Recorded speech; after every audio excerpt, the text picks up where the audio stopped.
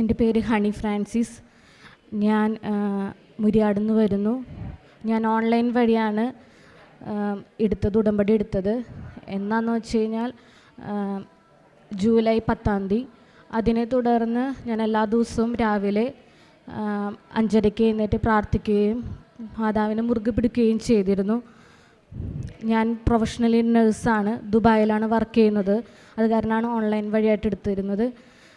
എല്ലാ ദിവസവും പ്രാർത്ഥിച്ച് ഞാൻ OET ന്യൂസിലൻഡിലേക്ക് പോകാനായിട്ട് OET എഴുതിക്കൊണ്ടിരിക്കുകയായിരുന്നു. 6ാമത്തെ പ്രാവശ്യമാണ് OET പാസ്സായത്.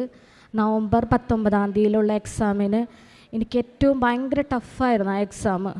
അതിന് മുന്നുള്ള എക്സാമുകളൊക്കെ നല്ല ഈസി ആയിരുന്നെങ്കിലും ഞാൻ വിചാരിക്കും കിട്ടുമെന്ന്. പക്ഷെ മാതാവിനെ മുറുകെ പിടിച്ച് എല്ലാ ദിവസവും പ്രാർത്ഥിച്ച് പഠിക്കുന്നതിനേക്കാളും കൂടുതൽ ഞാൻ ദൈവത്തിലേക്ക് അടുക്കുകയാണ് ആ സമയത്ത് ചെയ്തിരുന്നത്.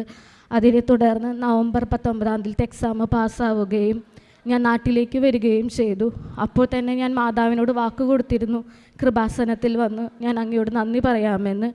അതിനെ തുടർന്ന് എനിക്ക് ദൈവാനുഗ്രഹം കൊണ്ട് ഒരു തടസ്സങ്ങളുമില്ലാതെ ന്യൂസിലൻഡിലേക്കുള്ള കാര്യങ്ങൾ ചെയ്തു കിട്ടി. അതിൻ്റെ ഇടയിൽ ഒരു അപ്രതീക്ഷിതമായ ഒരു വലിയൊരു അനുഭവം എനിക്കുണ്ടായി. എനിക്ക് സത്യം പറഞ്ഞാൽ ഇവിടെ വന്ന് സാക്ഷ്യം പറയാൻ പോലും ഒരു അപകർഷത ബോധമായിരുന്നു. എനിക്കൊരു ക്യാൻസർ പിടിപെട്ടു. അതിൻ്റെ ഇടയിൽ മെഡിക്കലിന് ഞാൻ ജൂലൈ 21 പോയി തിരിച്ചു വന്ന് മാതാവിന് നന്ദി മാത്രം പറയാൻ വേണ്ടി വന്നതായിരുന്നു. ആ സമയത്തൊന്നും എനിക്കറിയില്ലായിരുന്നു, എൻ്റെ ഡയഗ്നോസിസ് ഒന്നും ആയിട്ടുണ്ടായിരുന്നില്ല. ഞാൻ കാറിൽ വെച്ച് തന്നെ മാതാവിന് ലെറ്റർ എഴുതി, മാതാവേ നന്ദി, ഇനിയുള്ള എല്ലാ ജീവിതത്തിലുള്ള എല്ലാ വരുന്ന സാഹചര്യങ്ങളും എന്നെ പൊരുത്തിപ്പെടുത്തണമേ, എനിക്കെല്ലാം നല്ലത് മാത്രം തരണേ, എൻ്റെ മക്കളെ അനുഗ്രഹിക്കണമേ എന്ന് പറഞ്ഞ് നന്ദി മാത്രം പറഞ്ഞ് ഒരു ലെറ്റർ എഴുതി ഇതിൻ്റെ ഫ്രണ്ടിൽ ഞാൻ വന്നു നിന്നു. അപ്പം 8:45 രാത്രി 8:45. 9 മണിക്ക് ഇവിടെ പള്ളി അടയ്ക്കും. അപ്പം പുറത്തുള്ള ചേട്ടന്മാർ പറഞ്ഞു വേഗം വന്ന് മുത്തിക്കോ, അപ്പം പള്ളി അടയ്ക്കുമെന്ന് പറഞ്ഞു. ഞാൻ ആ കൃതജ്ഞതയും എടുത്ത് ഫ്രണ്ടിലേക്ക് വന്ന് ആദ്യത്തെ ഫസ്റ്റുള്ള മാതാവിൻ്റെ അടുത്ത് വന്നപ്പോൾ ഞാൻ ആ കൃതജ്ഞത മാതാവിന് ഞാനൊന്നും ചോദിച്ചില്ല. ഞാൻ പറഞ്ഞു എൻ്റെ എല്ലാ കാര്യങ്ങളും നിങ്ങൾക്ക് അറിയാമല്ലോ, നന്ദി മാതാവേ എന്ന് പറഞ്ഞ് അത് കാണിച്ച് ജസ്റ്റ് ഞാൻ പിടിച്ചുള്ളൂ. അപ്പോഴേക്ക് എൻ്റെ മേത്തിൽ ഷിവറിങ്, എൻ്റെ മേത്ത് എന്തോ ഉണ്ടായ പോലെ എനിക്ക് തോന്നി. എനിക്ക് എൻ്റെ ഫ്യൂച്ചർ കാണിച്ചു തന്നു. ഞാനൊരു നഴ്സായി പുറത്ത് ജോലി ചെയ്യുന്നതാണ് എനിക്ക് ദൈവം കാണിച്ചു തന്നത്. അതിനെ തുടർന്ന് ഞാൻ ഭയങ്കര സന്തോഷത്തോടെ ഞാൻ പുറത്തിറങ്ങിയിട്ട് എൻ്റെ ഹസ്ബൻഡിനോട് പറഞ്ഞു, മാതാവ് എനിക്ക് എന്തൊക്കെയോ കാണിച്ചു തന്നു, മാതാവിനെ തൊട്ടു, എനിക്ക് എന്തൊക്കെയോ ഒരു അത്ഭുതം ഉണ്ടായ പോലെ എന്ന് തോന്നി. ആ സമയത്തൊന്നും എൻ്റെ ദുഃഖകരമായ വാർത്ത ഞാൻ അറിഞ്ഞിട്ടില്ല. അതിനുശേഷം ജൂലൈ 27 പോകുന്നത്. പിന്നീടുള്ള കാര്യങ്ങൾ ഒരു യാന്ത്രികമായിരുന്നു. 2 ദിവസം കഴിഞ്ഞപ്പോൾ എനിക്ക് തോന്നി എനിക്കൊന്ന് ഹോസ്പിറ്റലിൽ പോണേക്കാൾ മുമ്പ് ഒന്ന് ഷുഗർ പ്രഷർ ഒന്ന് ചെക്ക് ചെയ്യണം.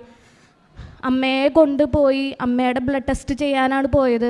തുടർന്ന് ഞാൻ അവിടെ ഞാൻ തന്നെ എന്നെ ആരോഗ്യം പറയണം, ബ്ലഡ് ടെസ്റ്റ് ചെയ്യും. അത് കഴിഞ്ഞിട്ട് ഷുഗറിൻ്റെ എല്ലാ ടെസ്റ്റും ചെയ്തു. അത് കഴിഞ്ഞിട്ട് ഞാൻ വീണ്ടും ചെന്ന് ആ പേപ്പറിനെ മേടിച്ച്, അല്ല എനിക്ക് TSH തൈറോയിഡ് ഫങ്ഷൻ ടെസ്റ്റും കൂടി ചെയ്യണമെന്ന് പറഞ്ഞു. അതങ്ങനെ ചെയ്ത് അന്ന് തന്നെയായിരുന്നു എല്ലാ കാര്യങ്ങളും ഉണ്ടായത്.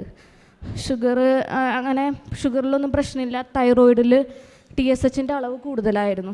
അതിനെ തുടർന്ന് ഡോക്ടറെ കണ്ടപ്പോൾ ഡോക്ടർ പറഞ്ഞു ഒരു സ്കാൻ ചെയ്ത് നോക്കാം, വേറെ പ്രശ്നങ്ങളൊന്നുമില്ല, ജസ്റ്റ് സ്കാൻ ചെയ്ത് നോക്കാമെന്ന് പറഞ്ഞു. അപ്പം ഞാൻ വിചാരിച്ചു 2 ദിവസം കഴിഞ്ഞ് കഴിഞ്ഞാൽ ഇനി ന്യൂസിലൻഡിൽ പോകല്ലേ, ഇനി ഇപ്പം എന്തിനു തലേദിവസം ചെയ്യുന്നത്. പക്ഷെ ഞാനത് കളയാൻ പോയത് മാതാവ് പറഞ്ഞു, മാതാവ് ആരാന്ന് എനിക്ക് അറിഞ്ഞുകൂടാ, പക്ഷെ ഞാൻ എപ്പോഴും മാതാവിനെയും ഈശോയെയും എല്ലാ ദിവസവും കുർബാനയ്ക്ക് പോകുന്നൊരു വ്യക്തിയാണ്, പ്രാർത്ഥിക്കുമായിരുന്നു, എന്ത് കാര്യങ്ങളും മാതാവിനോട് മുറുകെ പിടിച്ച് ചെയ്യാറുള്ളൂ. അപ്പം മാതാവ് എന്നെ പറയിപ്പിക്കാമെന്നൊന്നും എനിക്കറിയില്ല. ആ സമയത്ത് ഞാൻ ആ സ്കാനിങ് ചെയ്തതിന് ശേഷം എനിക്കറിയാം ഞാൻ മെഡിക്കൽ ഫീൽഡാണല്ലോ. അപ്പോൾ അവർ പറയുന്നത് തന്നെ എല്ലാവരും ആ ക്യാൻസറിൻ്റെ ഓരോ ഘട്ടങ്ങളായിരുന്നു. സ്കാൻ ചെയ്തുമ്പോൾ അവർ പറയുമ്പോൾ തന്നെ എനിക്ക് എന്തൊക്കെയോ പ്രശ്നമുണ്ടെന്ന് എനിക്ക് മനസ്സിലായി. അപ്പോൾ തന്നെ ഞാൻ പുറത്തേക്ക് ഇറങ്ങിയപ്പോൾ ഹസ്ബൻഡ് ചോദിച്ചു, കുഴപ്പമൊന്നുമില്ലല്ലോ, എല്ലാവരും ഒരു ലാഘവത്തോടെയും ഒരു പ്രശ്നമില്ലല്ലോ, ഹെൽത്തി ആയിട്ടിരിക്കുന്ന ആളല്ലേ, ഒരു പ്രശ്നമില്ലല്ലോ എന്ന് വിചാരിച്ചിരുന്നത്. അന്നത്തെ ദിവസം, അതായത് ജൂലൈ 24 ഞാൻ ഡയഗ്നോസ് ചെയ്തു. അവർക്ക് സ്കാൻ ചെയ്യുമ്പോൾ തന്നെ ഒരുവിധം മനസ്സിലായി ഇതാണെന്ന്. അന്ന് തന്നെ ബയോപ്സി എടുക്കാൻ ഞാൻ വീണ്ടും വേറൊരു ഹോസ്പിറ്റലിൽ പോയി. ഡോക്ടർ അവിടെ ഉണ്ടായിരുന്നപ്പോൾ പിന്നെ എനിക്ക് മനസ്സിലായി, എൻ്റെ മനസ്സിൽ എന്തോ എനിക്ക് വരാൻ പോകുന്നു. ഒരു മെഡിക്കൽ ഫീൽഡായ കാരണം എല്ലാം നമുക്കറിയാം, എന്തൊക്കെ എന്നെ അടുത്തത് ഉണ്ടാവാൻ പോണേന്നൊക്കെ എനിക്കറിയായിരുന്നു. അപ്പം മാതാവ് എന്നെ മുറുകെ പിടിച്ചു. ആ സമയത്ത് എനിക്ക് ഭയങ്കര ദേഷ്യമായിരുന്നു, ഭയങ്കര സങ്കടമായിരുന്നു. കാരണം എന്താണെന്ന് വെച്ച് കഴിഞ്ഞാൽ എനിക്ക് രോഗം വന്നതിനല്ല എനിക്ക് വിഷമമുണ്ടായിരുന്നത്. ഞാൻ എത്രയോ കൊല്ലം പഠിച്ചതിൻ്റെ BSc നേഴ്സായത്, അത് കഴിഞ്ഞ് എന്തോരം പഠിച്ച് OET പാസ്സായി.